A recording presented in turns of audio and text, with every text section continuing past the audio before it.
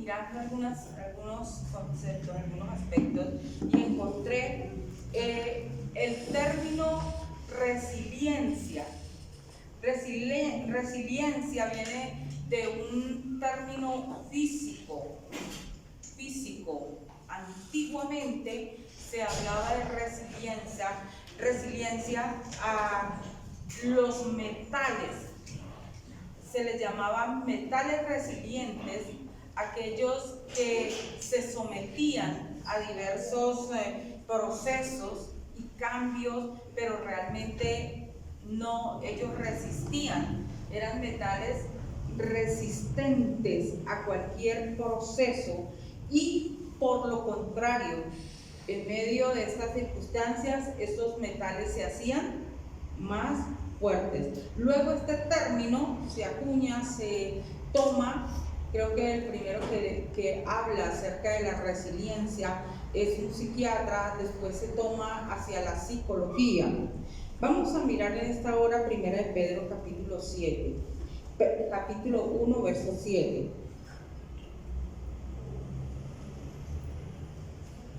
Primera de Pedro, capítulo 1, verso 7. Dice la palabra del Señor: para que la prueba de vuestra fe, más preciosa que el oro, que perece, aunque probado por fuego, sea hallada, que resulta en alabanza, gloria y honor en la revelación de Jesucristo. La prueba de nuestra fe, dice, por fuego. Por allí en Corintios nos habla acerca de que la obra de cada uno será probada con fuego. Dice, y se encontrará que uno es madera, otro heno. Dice, todas aquellas cosas se queman, pero el oro se purifica. Hablando de la carrera, de la legitimidad de la carrera de Dios, del cristiano en la palabra de Dios. Entonces dice, cualquiera puede aparentar, cualquiera puede decir que es cristiano, pero el fuego probará quiénes son realmente. En estos días hemos estado no hablando tanto de ese tipo de prueba, de quién es cristiano, quién no, sino hemos estado, el jueves estuvimos en un taller en el cual nosotros hablamos de la pérdida y llegamos a algunas conclusiones de algunos conceptos, algunos términos, y en primer lugar decíamos que ¿qué es pérdida? ¿Qué es pérdida? Entonces cada uno dio sus conceptos y pudimos concluir que pérdida es todo aquel que tenemos o teníamos, pero que se perdió o que vamos a perder. En medio de esto dijimos que precisamente la pérdida puede ser un noviazgo que se fracturó, se terminó, perdimos algo que teníamos. Un matrimonio que se divorcia, unos hijos que pierden precisamente una estabilidad de unos padres y ahora, después del divorcio, queda el hijo frente a una circunstancia de pérdida. Pero también pérdida es aquello que nosotros por alguna circunstancia precisamente se embolata o alguien lo roba, como una joya, un artículo importante en nuestra vida, algo que definitivamente es material, un dinero, ¿cierto? ¿Cuántas personas de pronto han trabajado toda esa quincena y eso es una pérdida tremenda? Todas aquellas cosas, pero también la muerte nos enfrenta a una pérdida y que esa pérdida entonces nos lleva a lo que nosotros conocemos como un duelo. ¿Y qué es el duelo? Es ese tiempo de dolor que nos permite aceptar o al menos en nuestra vida poder ser conscientes realmente conscientes de lo que se perdió, bien sea cualquiera de lo que nosotros hablamos anteriormente, no solo la muerte, sino se hace duelo cuando se pierde algo. Y alguien dice, el duelo es la oportunidad de sanar. El duelo es una gran oportunidad para sanar. Y precisamente en el duelo nosotros encontramos un duelo presente y un duelo anticipado, que es lo que se experimenta con los enfermos terminales. La familia, el paciente empieza a experimentar un duelo aún antes de la muerte, porque la familia sabe que aquel hombre, aquella mujer, aquella persona va a morir, y la persona empieza a ser consciente también de su partida. Se inicia un duelo anticipado. No ha habido muerte, pero empieza desde ya el duelo. Pero también entonces cuando se pierden las cosas y nosotros empezamos a hacer un duelo anticipado, y Él nos permite, entonces ya dije, poder aceptar esto. Se habla de que una de las cosas que no debemos hacer en medio de los tiempos en los cuales nosotros tenemos que afrontar la pérdida de la familia, de los amigos, de una persona, la muerte. Muchas personas tienden a hacer lo que Pedro hizo con Jesús, ¿no? Él, cuando Jesús les cuenta, les dice, mire, realmente me es necesario morir. Y dice, voy a morir. Dice, no, Señor, que a ti no te toquen. Y entonces el Señor mira a Pedro y le dice, apártate de mí. ¿Por qué? Porque no me vas a dejar cumplir el propósito. Y el propósito por el cual el Señor vino y necesitaba, es que la Biblia dice, la paga del pecado es muerte. Y sin muerte no había redención.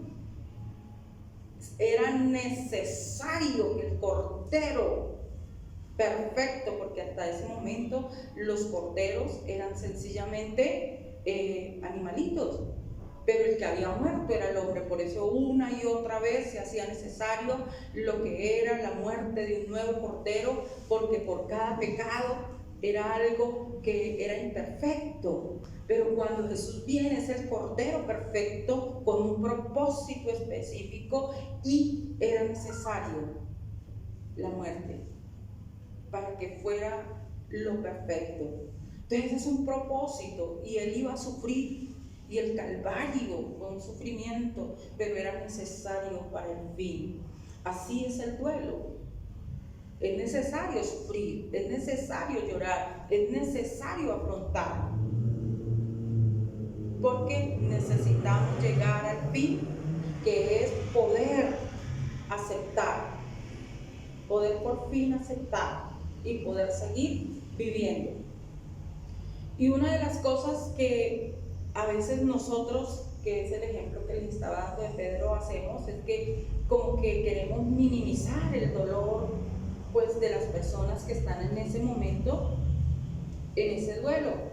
No llores, no llores, bien sea por la pérdida que sea.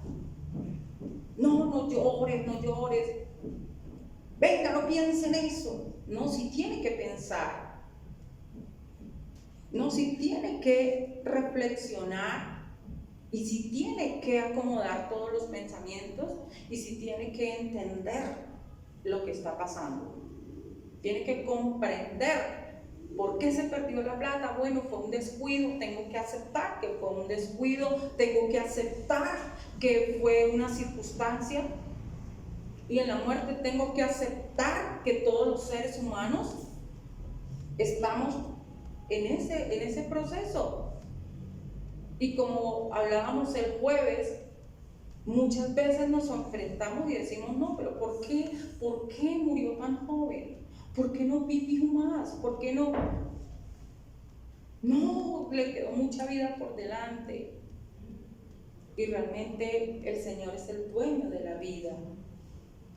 El Señor es el dueño de nuestra vida. Yo le decía a la pastora Xiomara, a veces como que no acepto de que realmente alguien tenga que morir, pero la verdad, el reloj es de Dios. El reloj es de Dios. Entonces todos vivimos vidas completas, hasta ahí. Ese fue el día. Y hasta ahí fue Dios. ¿Para qué? Ese debe ser, no el por qué, sino para qué. ¿Por qué se murió? No, ¿para qué? Para que yo aprendiera, para que yo pudiera. ¿Para qué? ¿Para qué? Para mostrarnos qué. Entonces, toda pérdida nosotros podemos, hermanos, volverla en nuestra vida, un propósito y algo nuevo para poder seguir adelante. Y una de las cosas que recomiendan los tanatólogos es que precisamente cuando un familiar muere, los cercanos, aquellos que están cercanos, sí deben, el esposo, la esposa, el padre, el hijo, los más cercanos deben ver a su familiar, deben verlo, deben tocarlo. No, ya está muerto, déjenlo, no lo mire. Sí, tiene que mirarlo, tiene que ojalá tocarlo. ¿Por qué? Porque eso da conciencia. Cuando un familiar, cuando el esposo, cuando la esposa está desesperada y entonces, ay, no, tópenlo más bien. Entonces no va a poder asumir su pérdida en la realidad. Le estamos impidiendo que asuma y que su cerebro comprenda que sí murió, porque va a ver que está inerte, va a tocar que está frío, que ya no está allí, que la Biblia dice que fue a la morada, que Dios lo recibió, aunque no está ahí, pero que ahora, dice la palabra del Señor, está en un lugar, hermanos, de bendición. Hay una canción que dice que está en el lugar de luz, que Dios te ha llamado, ¿cierto? Entonces vamos a entender, pero si no lo vemos, siempre va a estar en el recuerdo de cuando estaba vivo. Y nosotros tendemos, no, mejor recuérdelo como es cuando él estaba vivo, recuérdelo, no, porque por eso a veces no se asumen las pérdidas. También hay que recordar el tiempo de que ya estaba inerte, que solo era el cuerpo, pero que su espíritu estaba en los brazos de papá. Amén. Pero nosotros tenemos que entender eso. Dijimos que que ojalá en esos momentos donde pues no nos toca, pues si nosotros estamos viviéndolo y son entre la misma familia, pues sí, porque sí lo vamos a sentir, pero si así sea nuestro mejor amigo, no podemos decir lo siento, porque por más de que en verdad nosotros estamos afligidos porque es nuestro amigo y está pasando un tiempo difícil y no nos gusta que esa persona sufra, no sentimos, no podemos sentir, aunque quisiéramos, lo que esa persona está pasando en ese momento. Entonces decir lo siento se vuelve una palabra vacía y sin realidad para el doliente. Decir, no, pero es que, pues sí, yo les ponía el ejemplo el jueves de mi gata, que lloré por una gatica que me envenenaron, fue demasiado fuerte, pero de pronto a usted, Dios no lo quiera, se le muera una mascota, yo no puedo ir a decirle, no, pero eso no es nada, al menos pues su gato se murió de viejo, el mío me lo mataron. No, porque así sea de viejo que se haya muerto, usted tiene su propio dolor y usted está sufriendo su propio duelo por su gato, por su mascota. Entonces, ¿qué es lo que quiere decir? Mi historia es irrelevante en medio de un momento de dolor de otra persona. Porque a veces entonces lo que nos hacemos es protagonistas de la historia, y el que tiene que ser protagonista es la persona doliente en ese momento. Ese es el día, ese es su día, porque ese es su dolor, esa es su aflicción, esa es su pérdida, no es la nuestra. Esas anécdotas se cuentan después, de pronto en reuniones, de pronto en circunstancias diferentes, pero ese día no. Ese día la historia que importa es la que esa persona nos cuente. La historia y el dolor que cuenta es el dolor y la historia de esa persona. Tampoco dijimos que no es bueno que nosotros digamos todo va a estar bien, porque realmente no lo sabemos. No sabemos si todo va a estar bien. Puede que sí, todo vaya a estar bien, pero para algunas otras personas no. Tal vez para superar esas cosas van a tener que sufrir mucho. Todo va a estar bien. Se te perdió la comida de este mes y todo va a estar bien. No, de pronto va a tener muchas dificultades. No va a poder pagar el arriendo, no va a poder, y mucho menos decir cuenta conmigo si no es una verdad. Porque, no, todo va a estar bien, cuenta conmigo, y tan pronto se acaba la reunión o el asunto, todo el mundo se va y cuenta con quién. Con nadie, no cuenta con nadie. El único que va a estar realmente con nosotros es el Señor, y con Él podemos contar siempre. Amén. Siempre, siempre. Él moverá a otras personas. O tal vez si tú realmente estás comprometido en ese asunto, sí, tú puedes decir cuenta conmigo, yo te voy a regalar 200,000 pesos. De una vez pones parámetros y sí cuentas conmigo. O cuentas conmigo, yo voy a ayudar a llevar a tu hijo, o yo voy a estar, si realmente ese es el propósito. Entonces, mis amados, realmente en un tiempo como los que nosotros vivimos, y no porque es en todo tiempo de la vida es esto, la vida es enfrentar los triunfos y las derrotas, que a la verdad depende cómo nosotros las llevemos, van a ser derrotas o van a ser sencillamente circunstancias de la vida. Y entonces ahí entra precisamente eso, la resiliencia. La resiliencia es la capacidad del ser humano de sacar provecho en las dificultades.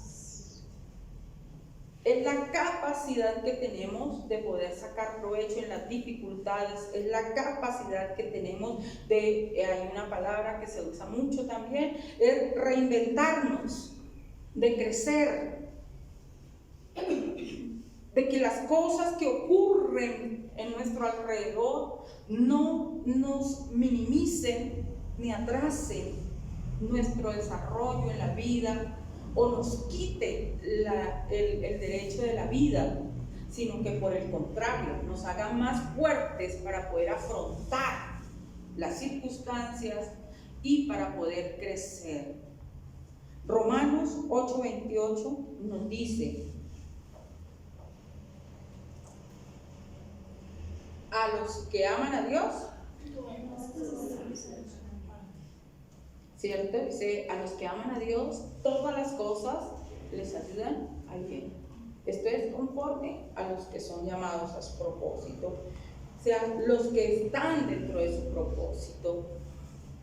Y uno dice, todas las cosas nos ayudan a bien. Hay un poema que en esta mañana quisiera leer. Dice, bueno, no sé, no tengo voz de narrador poetista, pero vamos a ver, es el poema de los dones de Jorge Luis Borges. Dice: nadie rebaya lágrima o reproche esta declaración de la maestría de Dios, que con magnífica ironía me dio a la vez los libros y la noche. De esta ciudad de libros hizo dueños a unos ojos sin luz, que solo pueden leer en las bibliotecas de los sueños. Los insensatos párrafos que ceden las albas a su afán, en vano el día les prodigia los libros infinitos, arduos como los arduos manuscritos que perecieron en Alejandría. Hasta ahí, es más largo. Yo solamente me he aprendido la primera parte y pude leer más. Este poema es escrito en una época de su vida que describe precisamente lo que a él está pasando. Jorge Luis Borges es un poeta argentino, dueño de muchas obras literarias, muy importante a nivel de todo el mundo. Este hombre escribe este poema porque está relatando a sus 55 años, él queda totalmente ciego. Y entonces por eso dice: nadie reproche, nadie rebaje a lágrima o reproche. Y habla acerca precisamente de la ironía, de las cosas que se vive, de cómo Dios le dio los libros, le dio la capacidad de él poder escribir libros, pero también dice: me dio la noche. Y habla, este poema por eso se llama Los dones, y habla de que aún su ceguera es un don, porque él decidió en medio de su ceguera seguir escribiendo y hace muchos aportes literarios antes de morir. Él hace muchos aportes literarios, sigue dando conferencias, es un hombre que le sacó el provecho, resiliencia, es esa parte de él que decidió sacarle provecho a ese momento difícil, que yo diría, uno podría decir que es mejor nacer ciego o ser ciego después de haber visto. Es algo para reflexionar, es algo duro, me parece a mí. Entonces, ¿cómo podemos nosotros poder ser resilientes? ¿Cómo poder ser resilientes? Encontré algunos aspectos, porque dicen que no todos, porque no todas las personas tienen esa capacidad de resiliencia. Entonces, ¿qué es lo que se necesita? Y en primer lugar, lo más grande, lo que necesitamos siempre son vínculos afectivos. Un vínculo afectivo. La Biblia dice que el hombre que quiere amigos ha de mostrarse amigo. Nosotros necesitamos eso, amigos. Y usted dice: no, pues con la familia me basta. Pero es que hay veces que la familia no es nuestra amiga. La familia no es nuestra amiga. ¿Por qué? Pues porque no hemos perdonado, por infinidad de cosas. Puede que la familia no llegue a ser nuestra amiga, pero ahí también aplica el término. El hombre que quiere amigos ha de mostrarse amigo. Tenemos que perdonar a nuestra familia. Necesitamos soportes en medio de nuestra familia.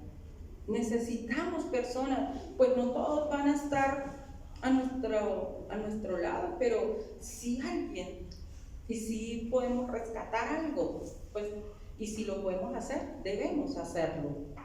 En cuanto a lo que podamos, entender que las primeras personas que en verdad van a estar de una manera sincera con uno es nuestra familia. Entonces, tratar de reconciliar.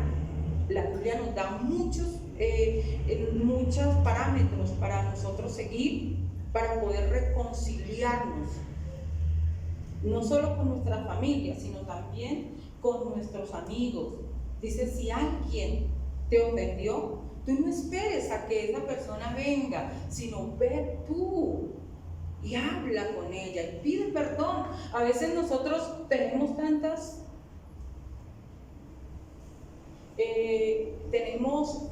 forma de ser que a nuestra propia opinión somos perfectos. Ay, pero yo nunca le he hecho nada. Ay, yo nunca hago nada, porque siempre nosotros nunca hacemos nada. A nuestra propia opinión. Yo le he preguntado a Dios, Señor, muéstrame. Algunas veces lo he hecho, muéstrame, Señor, quién soy. Y a veces si usted lo hiciera, tiene que tener un corazón muy abierto, porque no le va a gustar lo que Dios le va a decir. Y yo lo digo por experiencia, porque cuando Dios me ha dicho las cosas, me he enojado hasta con Él, porque he dicho, ¿cómo así? ¿Y tú piensas eso de mí? Pues si no se lo recibo al Padre, no se lo recibo a nadie, ¿no? Y he tenido que entender que sí soy así, y sí tenía que trabajar esa área en mi vida. Entonces, hay parámetros. Nosotros también tenemos que pedir perdón, nosotros también tenemos que hacer cambios, nosotros también tenemos que tomar decisiones para que tengamos a nuestro lado amigos, personas que realmente puedan sostenernos en tiempo de crisis, y que nosotros seamos también buenas personas para ser buen soporte de alguien en tiempo de crisis. Entonces, una de las primeras cosas que nosotros tenemos que tener o trabajar, estabilizar en nuestra vida en tiempos de crisis para que realmente haya una resiliencia, es un soporte, un vínculo afectivo. Pero también, en segundo lugar, debe haber en nuestra vida un referente. Un referente. ¿Qué es eso de un referente? Una frase, algo que nos dé como la capacidad de poder como emprender, de decir sí, como que yo me voy a agarrar de esta frase, de esto de mi vida. Los tanatólogos dicen que a nivel de pérdida, cuando es la pérdida de un familiar, el primer amigo debemos ser nosotros mismos, y ese referente debe ser: esto que me está pasando no me va a matar, esto que me está pasando no me va a destruir, yo puedo con esto. Esa es la primera cosa que nosotros debemos decir. Víctor Frank es un hombre de un referente tremendo, hermanos, en este siglo, porque este hombre va a un campo de concentración y está en los peores campos de concentración por 3 años, y él tiene que ver cómo la muerte y la desesperanza se apoderan de muchos de sus compañeros en sus literas. Él es un judío que estuvo allí en los campos de concentración cuando Hitler quiso exterminar a los judíos. Y Víctor Frank él es psiquiatra, tiene un montón de títulos, pero en ese momento él está trabajando también allí, ayudando a que la gente pueda tener resiliencia en medio de los campos de concentración y su misma vida, porque es que ustedes saben que cuando eso ocurre, las familias fueron separadas, y lo primero que hacen es separarlo a él de su esposa. Su esposa fue llevada a un lugar en las famosas duchas, que eran las duchas donde era el exterminio. Sencillamente les decían que los iban a descontaminar de piojos y que no sé qué, y los metían a todos en contenedores y los duchaban, pero los duchaban era con venenos para matarlos, y su esposa estuvo en eso. Él está en un lugar de concentración donde les toca trabajos forzosos y la gente muere, y muchos por enfermedad, pero gran mayoría porque pierden la esperanza de vida. Entonces, Víctor Frank es aquel que dice: la vida tiene sentido aún en las peores formas de existencia. La vida tiene un propósito. Es tremendo, hermanos, escuchar, y si usted puede leerse ese libro del El hombre en busca de sentido, sería increíble. Sería muy bueno que nosotros pudiéramos mirar ese libro, El hombre en busca de sentido, por Víctor Frank. Pero yo tenía por acá una frase de él, vamos a ver. Creo que la borré, pero bueno. En este libro del hombre en busca de sentido,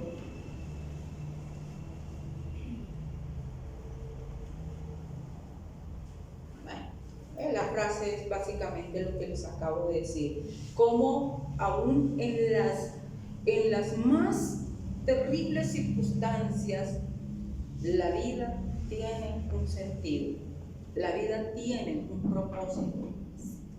Él dice en su libro que ellos, junto con otros, porque es que allí estaban muchas personas de diferentes disciplinas, pero ellos trabajaban para dar como, no dejar que las personas se deprimieran. Y él decía que cuando una persona pierde el sentido de su vida, ya ellos ya no intervenían, porque no hay nada que le haga cambiar de propósito. Ya quiere morir y ya muere. Que ellos luchaban era para que las personas no llegaran a ese extremo, para que las personas entendieran que se aferraran a algo y entendieran que su vida sí tenía un propósito, que su vida sí valía, que sí valía la pena. Y ellos luchaban por ese propósito. Y él dice allí, yo encontré un sentido a mi vida. Y el sentido de mi vida fue darle sentido, ayudarle a otros a que encontraran el sentido de sus vidas. Entonces, necesitamos entender eso. Necesitamos que la Biblia dice que el Señor está con nosotros, y yo estaré con vosotros hasta el fin. Yo no los dejaré solos. Que la Biblia también nos dice, el Señor nos dijo que en el mundo tendríamos aflicciones, pero que confiáramos en Él, Entonces, cuando nosotros aprendemos y entendemos que realmente, hermanos, a los que aman a Dios, todas las cosas le ayudan a bien, y que nosotros, en medio de las circunstancias que vivamos, siempre tenemos un propósito, siempre podemos levantarnos y hacer que esas dificultades no nos maten, sino que nos fortalezcan y que haya un propósito en nuestras vidas. Pero también dice que un tercer factor que hace que nosotros seamos resilientes es un pequeño proyecto de vida. Siempre tener un proyecto.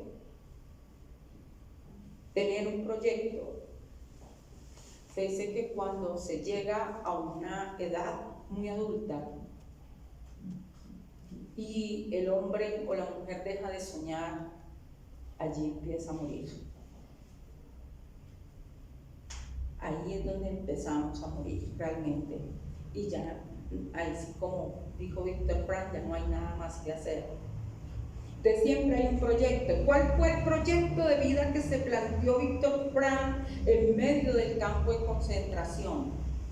Es que ellos, como estaban haciendo seguimiento a todos sus compañeros y estaban pendientes de su estado de ánimo en medio de su dolor, porque a ellos les tocaba trabajar, ellos también se enfermaban, ellos también estaban igual de flacos que todo el mundo, ellos también todos los días tenían el temor de que ese día fuera el último día de su muerte, pero junto con otros psicólogos y médicos, ellos mantenían en ese proceso, en cierta forma, estaban haciendo como un estudio. Estaban haciendo un estudio sociológico, estaban haciendo un estudio psicológico de cuáles eran los factores por los cuales los seres humanos, a pesar de esas dificultades y a pesar de ese momento de su vida, como que se levantaran cada día y se obligaran a vivir. Entonces él iba tomando nota y él dijo: un día yo estaré en un gran lugar dando una conferencia. Yo voy a mostrarle al mundo precisamente esto que ha pasado, pero también cómo superar las circunstancias de la vida. Entonces se hizo un proyecto, él se fijó una meta. Cuando salga de aquí, él soñó, dijo: yo lo puedo hacer, yo lo voy a hacer. Y a través de todos estos estudios que yo he realizado, yo puedo llevar. Entonces su propósito fue eso, que él tenía un valor y algo para dar. Por eso la Biblia dice, hermanos, que es más bienaventurado dar que recibir.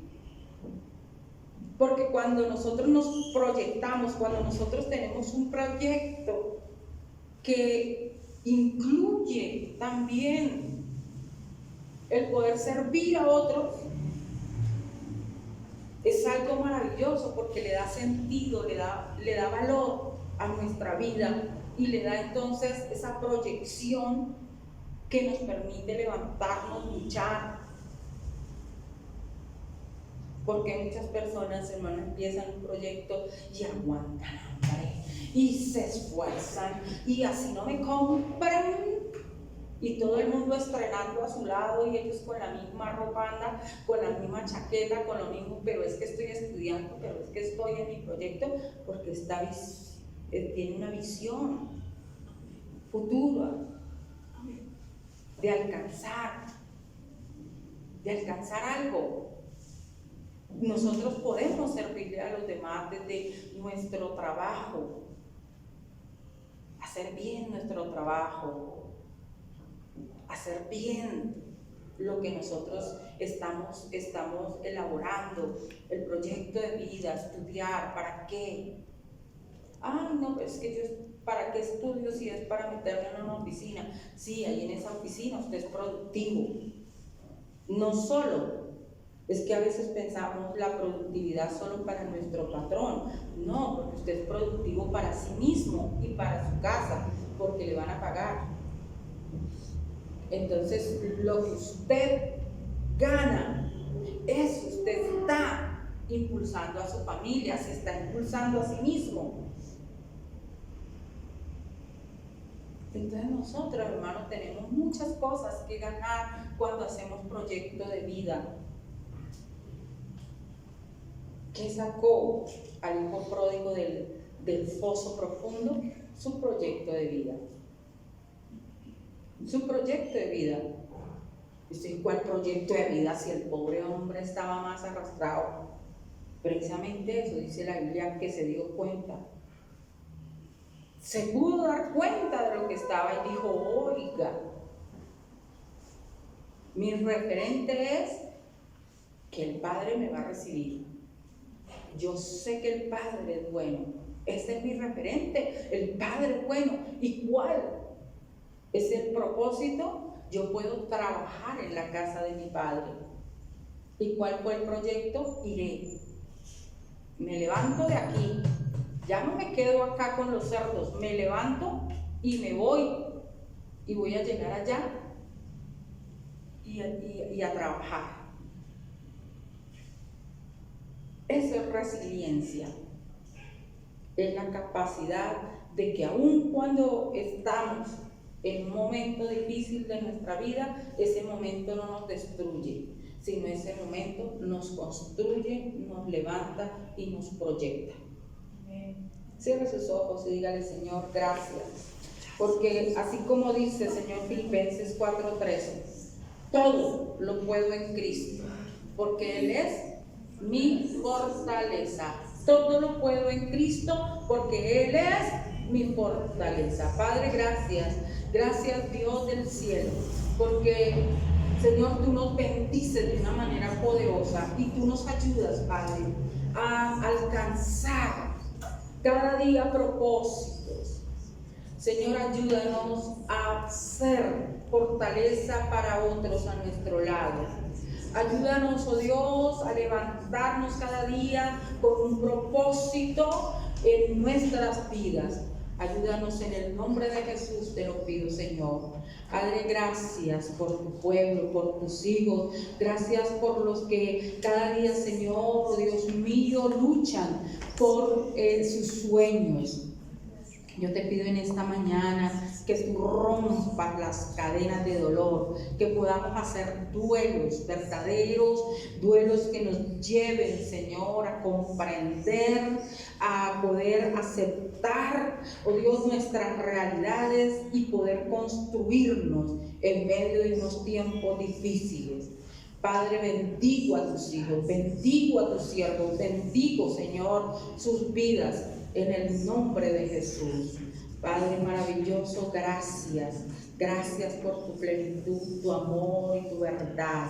En el nombre de Jesús, Señor nuestro. Amén y amén.